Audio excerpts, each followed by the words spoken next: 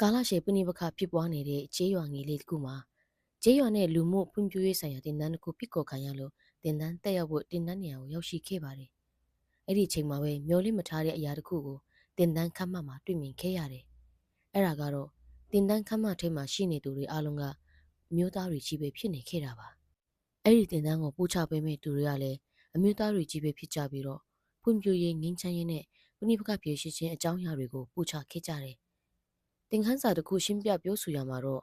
အမျိုးသမီးများ၏စကားအလွန်များပြီးပြဿနာဖန်တီးသူများဆိုပြီးတော့တာရကအဖြစ်ထည့်သွင်းဥပမာပဲပြောဆိုခဲ့လို့ကျမအတွက်အမျိုးသမီးများရဲ့ဖြစ်တည်မှုအပေါ်ခွဲခြားဆက်ဆံခြင်းလိုပဲမှတ်ယူခန်းစားခဲ့ရတယ်။တင်နန်းတစ်ခုလုံးမှာအမျိုးသားတွေက69%ဖြစ်နေတာဆိုတော့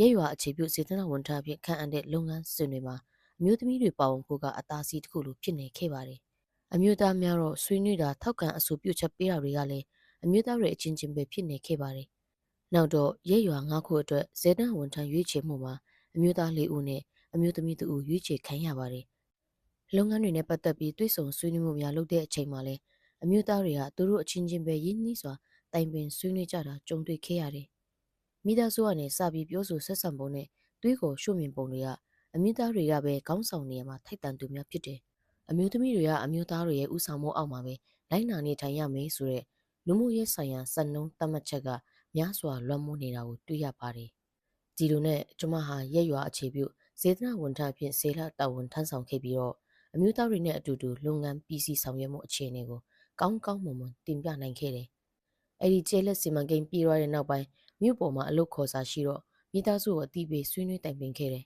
။အမေနဲ့ဆန့်ကျင်ပြီးရှောက်လွာရယူဖို့အတွက်ကိုရွာကနေမနက်9နာရီထားပြီးကားနဲ့4နာရီကြာခီးသွားခဲ့ရတယ်။အဲ့ဒီမှာအလုပ်ခေါ်စာရှောက်လွာဖြည့်နိုင်ဖို့အတွက်ကိုကွန်ပျူတာမရှိတော့လက်နဲ့ပဲရေးတင်ခဲ့တယ်။အဲ့လိုလက်ရင်းနဲ့ရေးတင်ခဲ့တယ်ဆိုပြီးရှောက်လွာပေချခံခဲ့ရတယ်။နောက်ထပ်ကွန်ပျူတာဆိုင်မှာရှောက်လွာကိုပြင်ဆင်ခဲ့ပြီးတော့ရုံးမှာရှောက်လွာတင်ခဲ့ပြီးရွာကိုပြန်သွားခဲ့တယ်။ဒီလိုနဲ့တလကြာပြီးတဲ့နောက်မှာတော့ရုံးမှာအင်တာဗျူးဖြေဆိုဖို့ဆက်တွေ့လာကြတော့မြို့ပေါ်တက်ပြီးအင်တာဗျူးဖြေဆိုခဲ့ပါတယ်။3ပတ်လောက်ကြာမှာတော့ရုံးကနေမနေ့ပြန်ကစပြီးအလုပ်စတင်ဝင်ရောက်နိုင်ပြီလို့အကြောင်းကြားလာခဲ့တယ်။အလုပ်ရရှိပြီလို့မိသားစုဝင်တွေကိုအတိပေးပြောဆိုပေမဲ့သူတို့ကမယုံကြည်ကြဘူး။အဲ့ဒီရုံးမှာအလုပ်လုပ်ခဲ့ချိန်က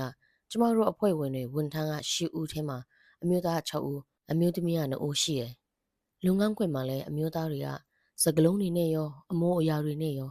အမျိုးသမီးတွေကကြိုးစားရင်တောင်မှရာထူးအမြင့်တွေခေါင်းဆောင်နေရာတွေရောက်ရှိမှာမဟုတ်ဘူးလို့မကြာခဏပြောဆိုဆက်ဆံခဲ့ကြတယ်။အမျိုးသမီးဖြစ်တဲ့အတွက်ကြောင့်အမျိုးသားတွေထက်နေညမအားစာဖတ်ခြင်းတင်နန်းများတက်ရောက်ခြင်းအမျိုးသမီးအဖွဲ့အစည်းနဲ့ကွန်ရက်တို့တွေမှာစေတနာအမျိုးသမီးအဖြစ်ပါဝင်ခြင်းလုံခြုံမှုမရှိတော့နေရာဒေသတို့တွားရောက်ရခြင်းစတဲ့ကြိုးစားအထုံးမှုတွေကနေအတွေ့အကြုံတွေကိုရယူနိုင်ခဲ့ပါတယ်။လုပ်ပေါ်ကိုင်ဖက်တွေဘက်ကမလုပ်ဆောင်လို့တဲ့အလုပ်တွေကိုလည်းကျမကရွေးချယ်စရာမရှိပဲလုပ်ဆောင်ခဲ့တယ်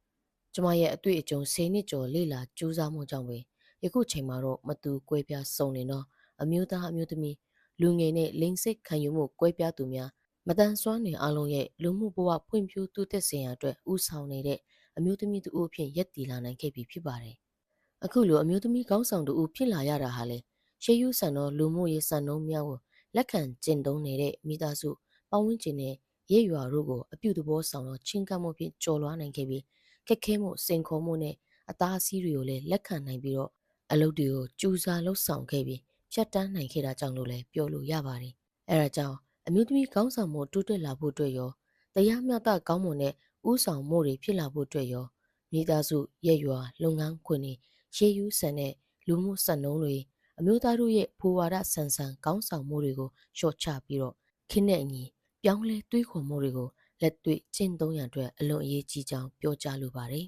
။ရေးသားပေးပို့သူလဖိုင်